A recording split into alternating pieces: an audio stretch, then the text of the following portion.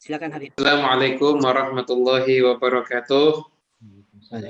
Bismillah walhamdulillah wassalatu wassalam ala sayyidina Rasulillah Sayyidina Muhammad bin Abdullah wa ala alihi wa sahbihi wa man walah wa man tabi'a sunnatahu wa iqtada bihudah amma ba'du. Alhamdulillah, yang saya hormati dan saya muliakan semua para habaib, adalah Habib Umar Al-Jilani, ada Habib Hussein Al-Kaf, ada Habib Hussein Mulakhela, semua para romo kiai, khususnya Kiai Saiful, dan semuanya yang berkesempatan berkumpul secara ruhani di dalam majlis yang penuh dengan berkah di malam hari ini. Nah, sebelum saya memulai apa yang akan kami sampaikan dari Maulid Simtud Duror, suara saya terdengar jelas apa enggak ini? Di sana. Jelas sekali Habib. Jelas. Suara dan gambar jelas, ya? Nah, ya, ini saya mau nyoba pakai mic. Nah, coba nanti Mas Geri ditulis di chat aja setelah pakai mic tambah jelas atau kurang jelas ya. Nah, biar yang di YouTube lebih bagus, lebih mantap. Niatannya begitu. Jelas Habib. Ya. Masih jelas kan? Jelas sekali. Jelas kan, Mas Geri? Jelas. Oke, alhamdulillah. Jelas sekali. Semuanya para habaib, para kiai, dimanapun Anda berada yang dimuliakan Allah Subhanahu wa Ta'ala. Alhamdulillah, kita malam ini memanfaatkan teknologi agar kita bisa mengisi waktu dengan amal soleh. Dan amal soleh yang kita lakukan di malam hari ini, menurut Imam Syafi'i adalah salah satu amal soleh yang termulia. Bahkan lebih mulia daripada sholat sunnah, yaitu mencari ilmu. Dan yang kita bahas di kesempatan kali ini adalah tentang Maulid Simtud Duror. Nah, Maulid Simtud Duror, dan ini insya Allah kajian, insya Allah akan diadakan bulanan. Tentang Maulid Simtud Duror, itu yang akan kami sampaikan. Nah, yang pertama adalah Maulid Simtud Duror ini adalah maulid karya dari seorang ulama yang akidahnya Ahlus Sunnah wal Jamaah, persis sebagaimana yang ada di Nusantara ini. Nusantara ini akidah Asy'ariyah Maturidiyah, fikih madhab Syafi'iyah, tasawuf mengikuti Imam Ghazali, Imam Junaid al-Baghdadi, dan para ulama thariqah yang lainnya. Habib Ali persis sama dengan akidah kita semuanya. Asy'ariyah Maturidiyah, fikihnya Syafi'iyah, kemudian beliau juga tasawufnya mengikuti Imam Ghazali, kemudian mengikuti Habib Abdul Haddad, dan para ulama-ulama tasawuf yang lainnya, intinya sama seperti kita. Beliau juga ulama yang punya sanad keilmuan yang jelas. Bahkan sanad keilmuan beliau itu bersambung dengan para ulama Nusantara. Di antaranya juga bersambung dengan Kiai Haji Hasyim Asy'ari dan Syekhona Khalil Al-Bangkali dan banyak ulama yang lainnya. Habib Ali namanya Ali bin Muhammad bin Husain. Beliau punya kakak namanya Habib Husain. Habib Husain ini gurunya Syekh Mahfud Termas. Gurunya Kiai Haji Hasyim Asy'ari. Gurunya Syekhona Khalil Al-Bangkalani. Habib Husain ini. Habib Husain ini adalah seorang mufti Syafi'iyah di masa itu, menggantikan ayahnya juga seorang mufti, yaitu Habib Muhammad bin Husain Al-Habsyi. Jadi sanad ilmunya nyambung. Sanad ilmunya itu nyambung. Makanya nggak kaget kalau Simtud Duror ini begitu diterima di Nusantara ini dengan sebaik-baiknya, sangat diterima dengan sebaik-baiknya, karena memang mu'alifnya itu sanad keilmuannya itu bersambung dengan banyak ulama yang menyebarkan dakwah ada di Nusantara ini. Simtud Duror sendiri, Habib Ali sendiri memang dari kecil beliau itu tinggal belajar dengan para ulama yang ada di masanya. Bahkan beliau itu dari kecil sudah ada tanda-tanda kekhususan. Habib Ali itu pernah beliau itu masih kecil, abahnya tuh dakwah terus. Jadi ini anak sering ditinggal. Masih kecil, berangkat ke masjid, kan pakai jubah, pakai pakaian orang-orang soleh begitu. Kemudian jubahnya itu diletakkan di tiang. Dulu tiang masjid itu ada kayak paku untuk gantungkan baju. Beliau letakkan jubahnya ada di situ. Kemudian setelah itu Habib Ali main sama anak-anak situ ngobrol dan sebagainya. Pulang jubahnya lupa, ketinggalan. Sampai rumah ingat tuh jubah ketinggalan, diantarkan sama ibunya ke masjid. Setelah itu cari di tiang nggak ada. Ternyata dari tiang itu muncul sesosok manusia yang bercahaya, kemudian menyerahkan jubahnya, ini saya simpankan buat kamu. Diterima, kemudian setelah itu jalan. Cerita sama ibunya. Ibunya nanya, kamu takut nggak? Enggak takut. Iya, benar nggak takut? Benar. Nah, kalau gitu insya Allah kamu akan jadi orang istimewa. Semoga Allah selalu menguatkan hatimu. Nah, coba nih kira-kira nih kita semuanya, kita misalkan masuk masjid tiba-tiba dari tiang muncul orang itu, kira-kira kita lari apa enggak? Saya yakin lari, enggak ada yang kepikiran ngajak selfie itu. Ada yang kepikiran ngajak selfie. Simtu duror itu artinya simtu, artinya untayan. Ad-duror itu artinya mutiara. Nah, kitab ini digubah oleh Habib Ali itu di usia beliau nggak salah 4 tahun atau 6 tahun sebelum beliau wafat. Baru beliau itu, bukan beliau nulis ya. Simtu Duror ini ceritanya Habib Ali itu duduk. Habib Ali itu kan memang ahli buat syair. Dia buat syair puji gurunya, dia buat syair muji Rasulullah SAW. Bahkan ulama setelahnya itu bisa dilihat di Manhajus Sawi, itu kalau menggelari Habib Ali Al-Habsyi ini dengan gelar Hamilu liwa'i mahabbatil Muhammadiyah. Hamilu, pembawa liwa, bendera mahabbatil Muhammadiyah, cinta kepada Rasulullah SAW, Nabi Muhammad SAW. Jadi beliau terkenal di generasi setelahnya adalah pemegang bendera cinta kepada Nabi. Nah, karena hidupnya itu isinya ngajak orang cinta Nabi, mengajak orang untuk bisa merindukan Nabi Muhammad SAW, dan itu adalah sebaik-baik iman adalah imannya orang yang mencintai Rasulullah Sallallahu Alaihi Wasallam. Nah, saya lanjutkan lagi. Jadi Habib Ali itu di usia itu, kemudian datang anaknya, namanya Habib Abdullah. Habib Muhammad, saya lupa. Datang, setelah itu mengatakan, "Bas, saatnya tulis sampaikan cerita tentang Nabi." Jadi Habib Ali itu menyampaikan, anaknya nulis. Simtu Duror itu bukan dikarang. Misalkan, ya Rabbi sholli ala Muhammad, ya Rabbi sholli alaihi wasallam, ya Rabbi sholli ala Muhammad, lanjutannya yang pas apa ya? Enggak, tapi langsung ngalir. Asyrafi badri fil kauni asyraq, ya Rabbi sholli ala Muhammad, akram nida'ina du'u ilal haq. Sampai alhamdulillahil qawi sultanu al-wadhihi burhan al-mabsuti fil wujudi karamuhu wa ihsanu.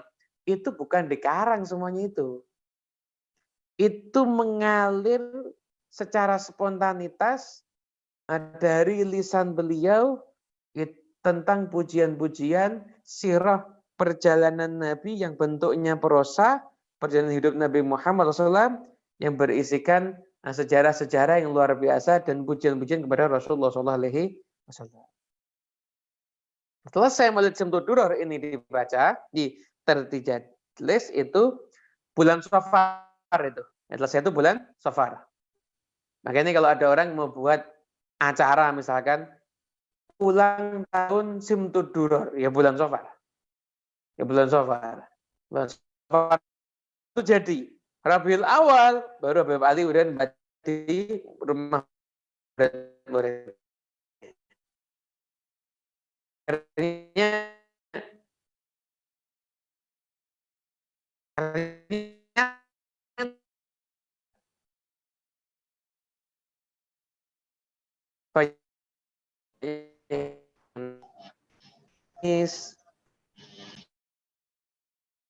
sebelumnya Habib Ali baca maulid dibandingkan maulid atau menanding-nandingkan maulid. Jangan, kebetulan tugas saya cerita Simtu Duror, maka saya ceritakan tentang Simtu Duror.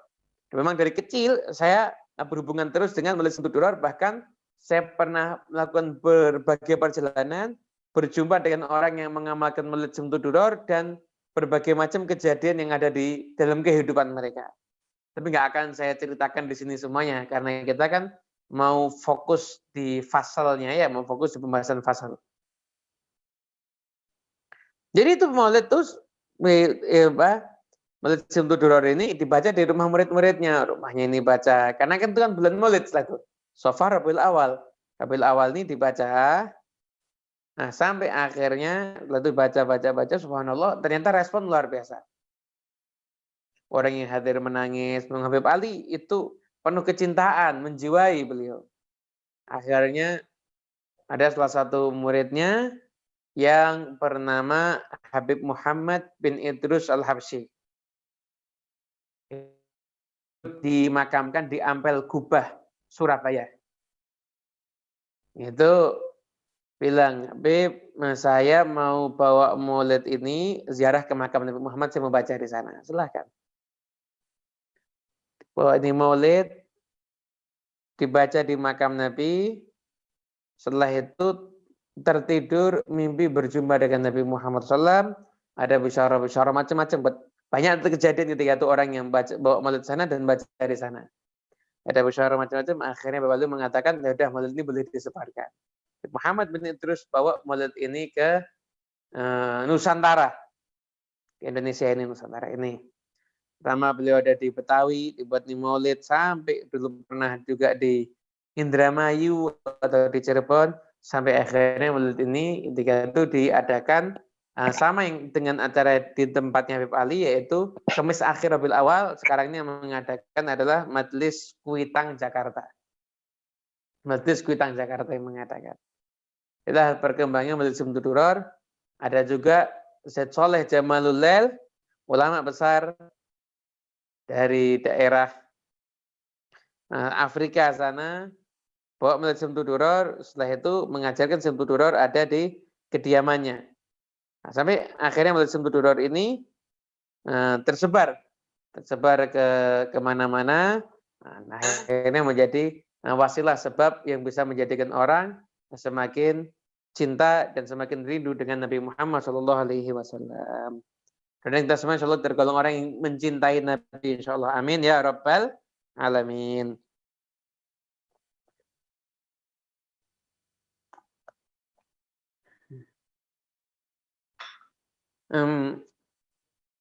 Hadirin yang dimuliakan Allah Subhanahu Wa Taala, ini masih hidup semua ya kan ini? Saya masih hidup semua ya? Masih, insya Allah masih. Ya, Habib Husin. Oh, tidak diginiin nanti, Habib Husin. Ngantuk semuanya nanti. Kita lanjut sekarang. Majelis ini alhamdulillah kan memang kita mau, alhamdulillah. Berarti masih hidup.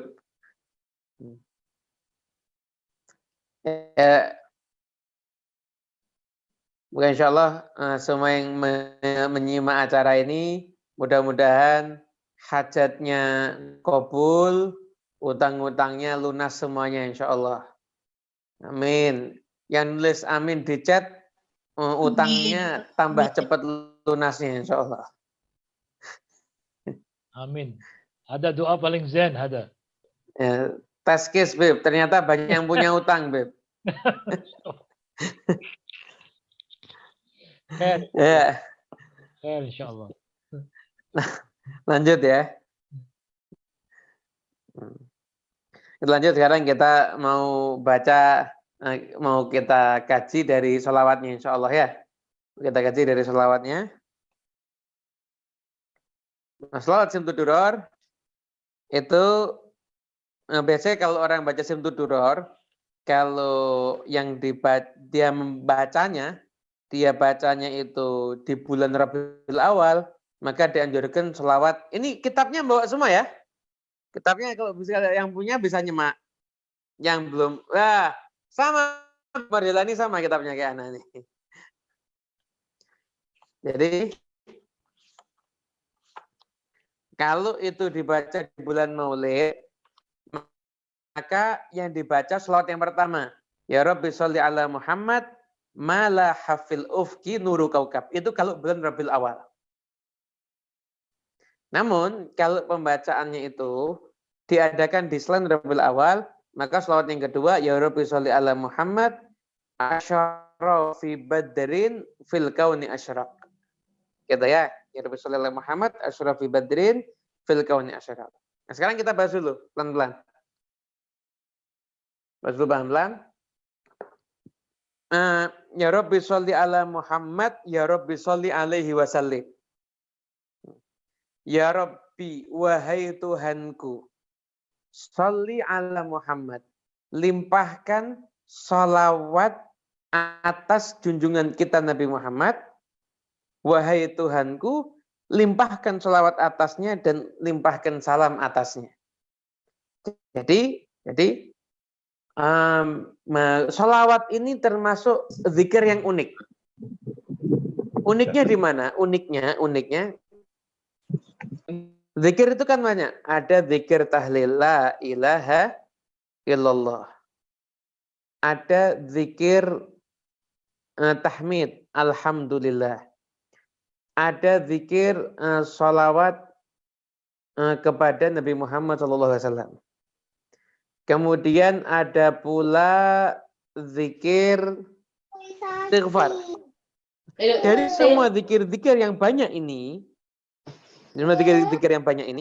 itu zikir yang paling sering dibahas mungkin, dan zikir yang bahkan sampai ada satu kitab khusus untuk membahas itu zikir sholawat. Dan bedanya sholawat dengan zikir yang lainnya, di antara khususianya, walaupun semua zikir bagus ya, semua zikir itu bagus. Yang nggak bagus yang nggak zikir. Yang nggak bagus yang bagus. Walaupun sholawat itu paling banyak. Yang aneh. Kalau kita khususiahnya sholawat. Sama zikir bagus. Ini khususiahnya sholawat. Istighfar juga punya khususiah. Kemudian tahlil khususiah. Alhamdulillah punya khususiah. Di antara khususiahnya sholawat adalah zikir yang satu ini tidak bisa langsung, kita tidak pernah usolli ala Muhammad atau sholaitu ala Muhammad.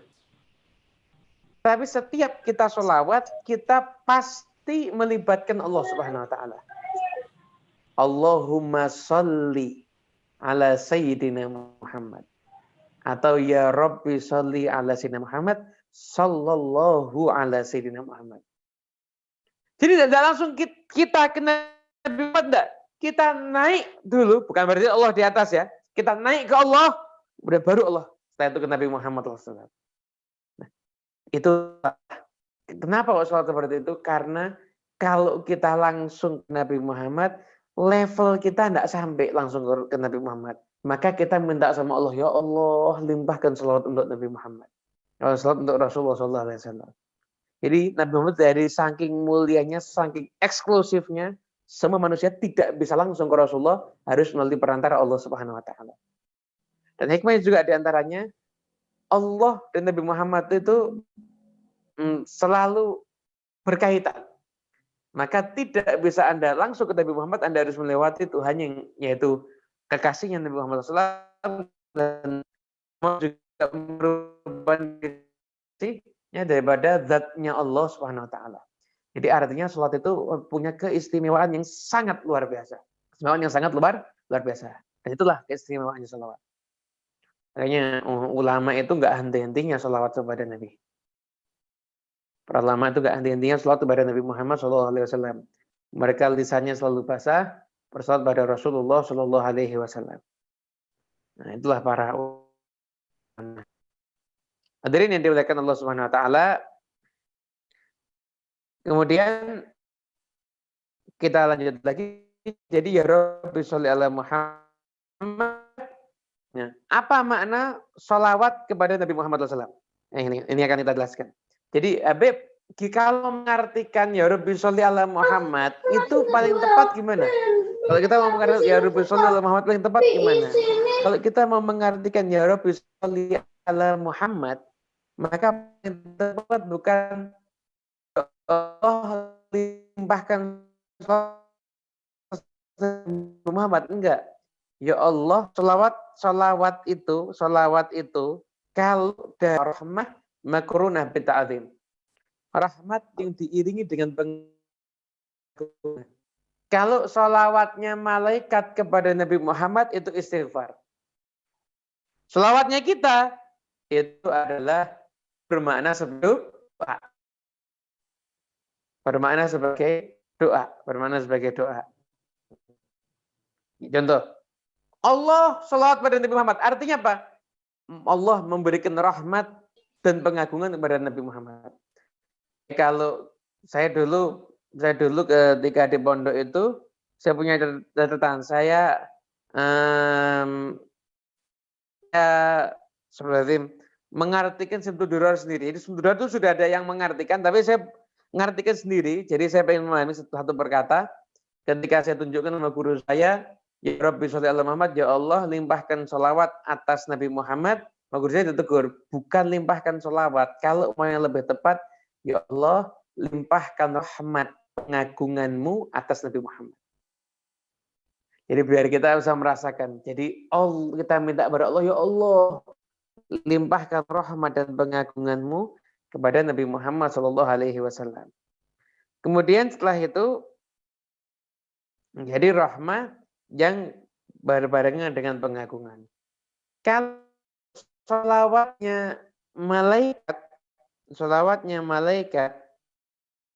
kepada Muhammad itu bermakna istighfar. Mungkin ada yang heran, Nabi Muhammad tanpa punya dosa sampai malaikat itu harus beristighfar untuk Nabi Muhammad.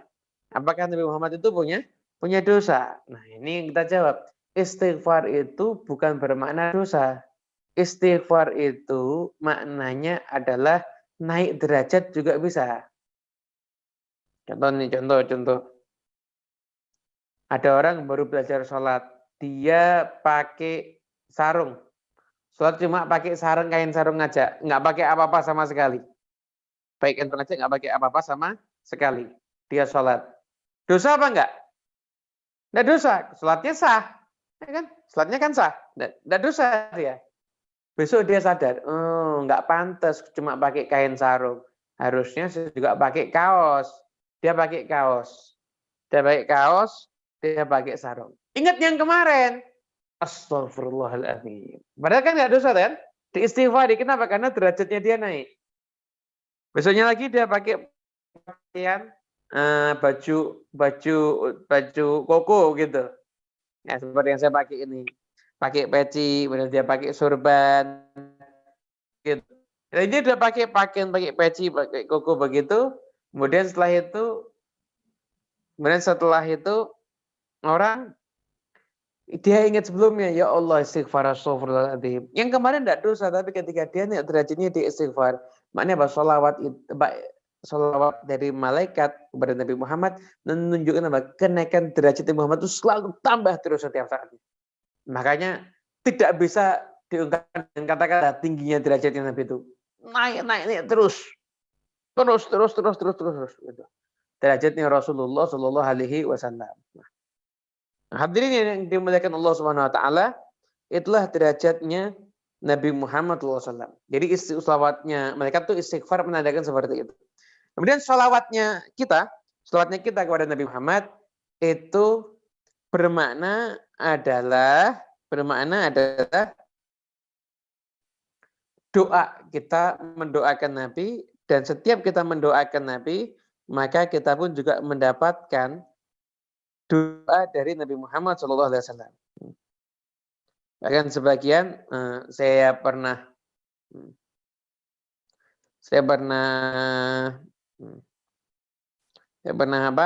baca di kitab Al-Qirtas. Di situ Habib Ali bin Hasan Al-Attas beliau menuliskan, kalau ada orang mengucapkan Allahumma sholli ala Muhammad, maka itu maknanya itu Allahumma Muhammadan fid dunya bi'i'la'i dzikrihi wa idhari da'watihi wa isyatihi wa fil akhirati bitashfi'ihi fi ummatihi wa idzali ajrihi wa mathubatihi wa ibda'i fadlil awwalin wal akhirin bil maqamil mahmud wa taqdimi ala kafatil muqarrabina syuhud. Artinya apa? Kalau ada orang, ini dalam sekali, kalau ada orang mengatakan Allahumma sholli ala Muhammad, ya Allah, limpahkanlah rahmat keagungan untuk Nabi Muhammad, itu maknanya apa? Seakan-akan dia berdoa, ya Allah, agungkan Nabi Muhammad di dunia ini dengan engkau selalu meninggikan sebutannya, engkau selalu menampilkan dakwahnya, engkau selalu mengekalkan syariatnya. Ya Allah, untuk keagungan Nabi Muhammad di akhirat, berikanlah kemampuan beliau untuk memberikan syafaat kepada umatnya. Besarkanlah balasannya atas dakwah beliau. Tunjukkanlah keutamaannya di semua makhluk awalin dan akhirin. Dengan beliau mendapatkan maqamul mahmud. Dan tunjukkanlah keunggulan beliau di atas semua makhluk-makhluk yang istimewa. Jadi doa ya Rabbi sholli ala Muhammad itu aja. Kalau kita resapi maknanya, itu benar-benar kita mengagungkan Nabi Muhammad SAW dengan sebesar-besar dan semulia-mulia dan sebanyak-banyak pengagungan kepada Rasulullah Shallallahu Alaihi Wasallam. Itu baru ya Rabbi sholli ala Muhammad. Belum lagi bagaimana Nabi Muhammad SAW. Kalau beliau, kita lihat riwayat beliau itu pernah sujud dari saking lamanya sujud, sampai-sampai sahabat itu menyatakan ini mungkin Nabi Muhammad diambil nyawanya sama Allah. Bangun dari sujud, beliau terlihat berseri-seri. Kenapa? Barusan nih malaikat Jibril ini ngasih kabar, barang siapa sholawat kepadaku 1 kali, maka Allah bersolawat kepadanya 10 kali. Yang harus kita perhatikan di sini, ini hadis sudah kita dengar berkali-kali. Tapi ayo ambil poin perhatiannya. Nabi Muhammad SAW berseri-seri wajahnya ketika beliau tahu umatnya yang sholawat 1 kali dibalas sama Allah 10 kali. Beliau tuh bahagia sampai berseri-seri wajahnya. Kita nih dengar hadis ini berulang kali, kok nggak berseri-seri wajah kita? Harusnya kita ini lebih berseri-seri dibandingkan Nabi. Loh, Nabi itu nggak disolawati aja sama umatnya tetap mulia kok. Tapi kita nih dengar harusnya kita lebih berseri-seri lagi. Kenapa? Ya Allah, kita nih jadi umat yang teristimewa loh. 1 kali sholawat nih, 1 kali. Allahumma sholli ala sayyidina Muhammad wa ala ali sayyidina Muhammad. 1 kali dari hati. Allah akan balas 10 kali. Kalau sudah ada sholawat Allah di timbangan seorang hamba, maka kebaikan yang akan didapat oleh hamba tersebut. Nah, semoga sholawat kita dibalas dengan sholawatnya Allah Subhanahu wa Ta'ala. Nah, hadirin yang dimuliakan Allah Subhanahu wa Ta'ala, makanya orang yang sholawat itu selama sholawatnya masih ada di tulisannya, maka malaikat akan terus memberikan pahala untuk sholawatnya. Ya, tradisi orang soleh itu kalau punya kitab di depannya kasih sholawat Allahumma sholli ala sayyidina Muhammad wa ala ali sayyidina Muhammad, atau ya Rabbi sholli ala Muhammad ya Rabbi sholli alaihi wasallim. Gitu. Kemudian juga, selanjutnya kita akan membahas tentang salam, ucapan salam kepada Nabi. Salam kepada Nabi. Dikatakan, Nabi Muhammad SAW bersabda, Ma min ahadin yusallimu alayya illa raddallahu alayya ruhi hatta arudda alaihi salam. Enggak ada 1 orang pun yang mengucapkan salam atasku kecuali Allah akan mengembalikan ruhku ke jasadku, kemudian aku akan menjawab salamnya dia. Saya akan jelaskan setelah membasahi tenggorokan dulu.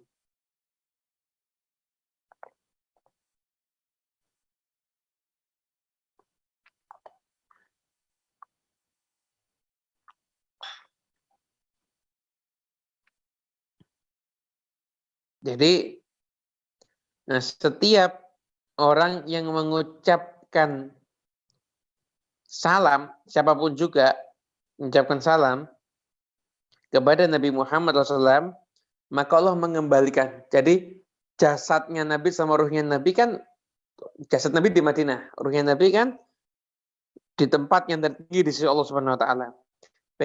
Karena untuk menghormati orang yang mengucapkan salam, dikembalikan oleh Allah, kemudian menjawab salam. Terus menjawab salam. Lah padahal hari mengucapkan salam kepada Nabi berapa banyak? Saat ini ada yang mengucapkan salam kepada Nabi. Tempat lain juga ada yang mengucapkan salam.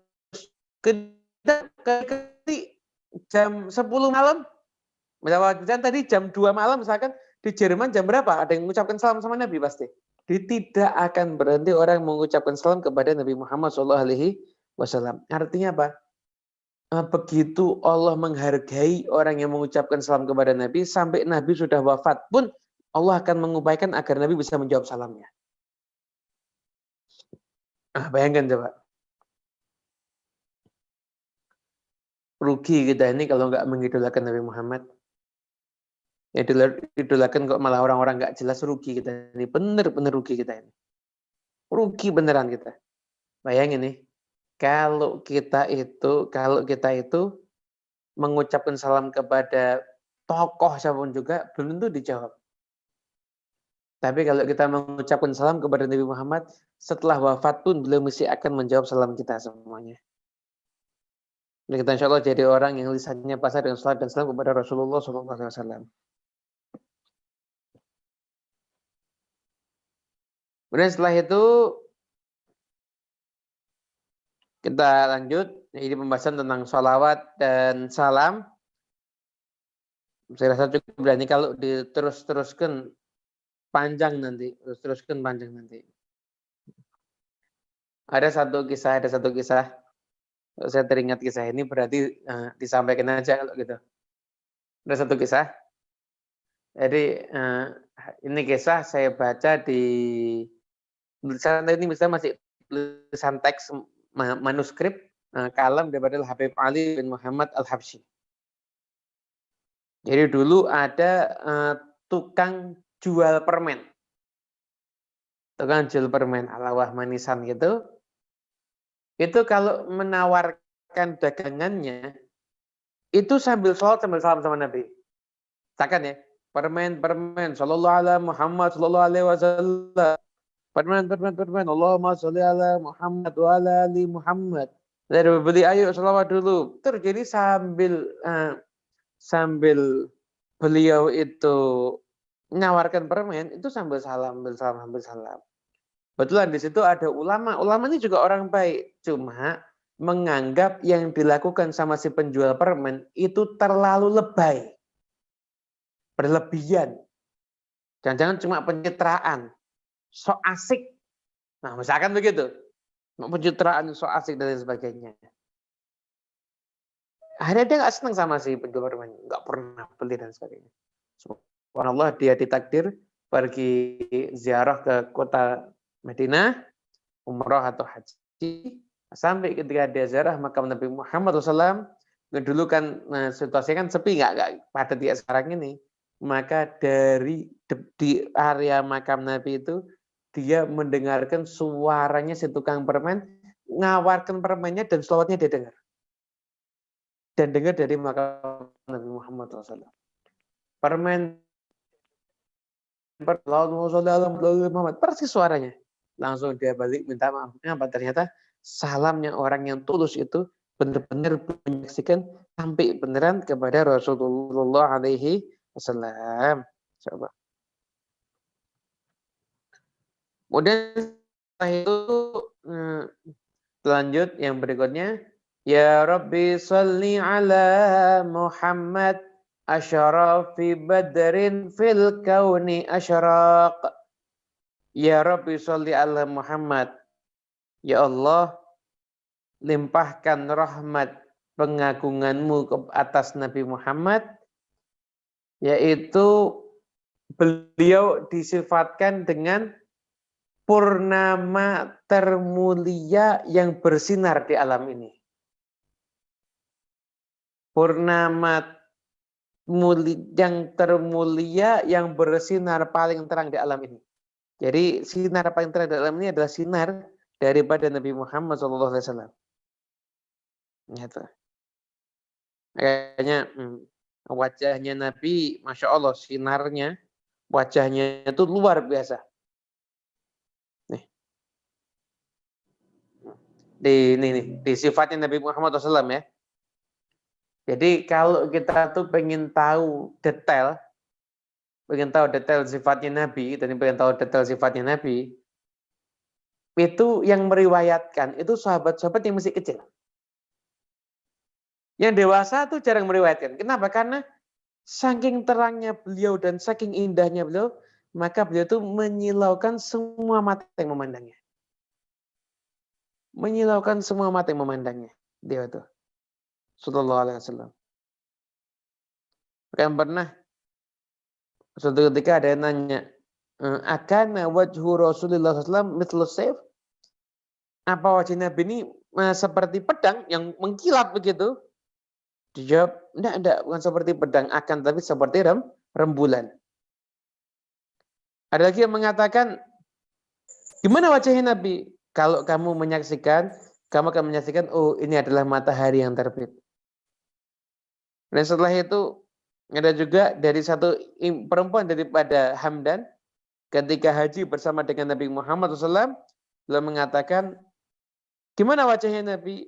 Beliau mengatakan, wajahnya seperti rembulan, bulan purnama. Sebelumnya saya nggak pernah lihat yang lebih indah, dan setelah nggak pernah lihat yang seperti indah Nabi Muhammad SAW. Abu Hurairah ditanya, gimana wajahnya Nabi? Nggak pernah, hidungnya macam enggak. Ka'anna syamsa tajri fi wajhi. Seakan-akan matahari itu berjalan di wajahnya Nabi Muhammad. Karena terangnya wajah Nabi itu sampai beliau itu disifatkan dengan bulan purnama. Makanya ketika beliau datang ke kota Madinah ketika hijrah, ketika itu orang-orang kan nunggu tiap hari. Mana ini? Sampai malam pulang. Malam pulang. Ketika mereka itu datang, kemudian mereka mau pulang udah mulai gelap. Ketika itu ada orang yang lihat, jangan itu yang kamu cari.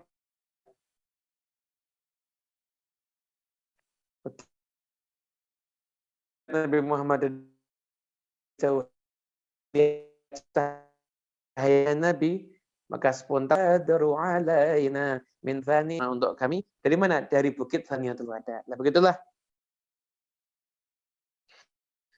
penjelasan dari ini bait pertama daripada salawatnya Habib Ali bin Muhammad Al-Habsyi tentang pujiannya kepada Allah SWT. Dan insyaallah kita semuanya bisa mengambil keberkahan dan fasal Sumtud Duror ini, dan insyaallah pertemuan berikutnya kita akan bahas lebih detail lagi tentang Nabi Muhammad SAW yang dituliskan disifatkan oleh Habib Ali dalam kitab Maulidnya Sumtud Duror.